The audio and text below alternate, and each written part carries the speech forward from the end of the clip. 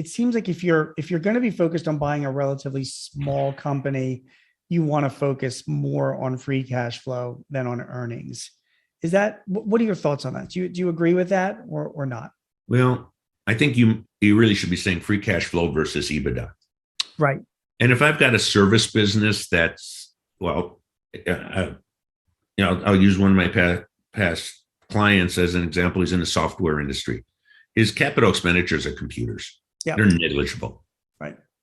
But you take a delivery business that's got, and I'll make it easy.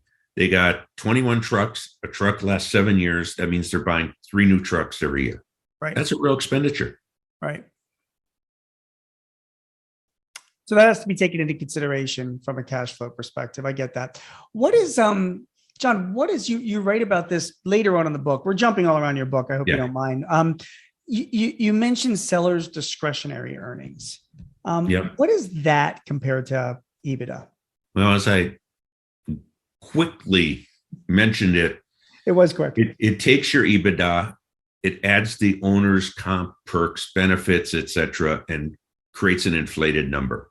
Right. I don't know any legitimate business appraisers, and I don't know any banks who use that number. I mean, every bank will look at a deal and say, what is the owner / CEO going to get paid? What is a fair market salary?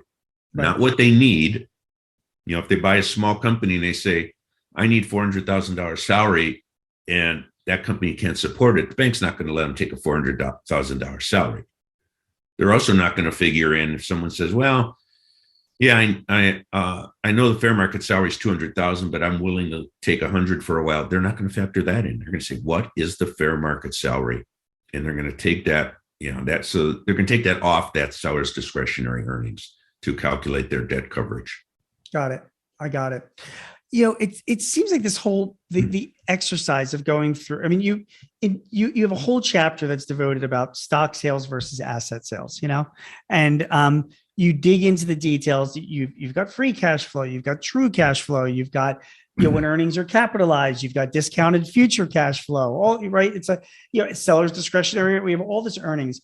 Meanwhile, John, the transactions that I've been involved with my clients. And again, these are small or mid-sized clients. They've every single one of them have been asset based, which seems to be the most simple way to go about this. So I have a few questions on this topic for you. So first of all, do you find that most of your clients wind up having asset purchase agreements versus a stock sale? And if so, why? Let's start with this. It's a good topic. And I'm not an attorney, I'm not an accountant, but I can tell you what I've seen. Yeah, what you've seen. Been told. Because this is in your book. In simple terms, when you buy the stock of a company, you are buying its history. You're buying everything. Yeah. And yes, your lawyer can write all kinds of workarounds for anything that may have happened prior to the sale, but are yours because you bought the stock.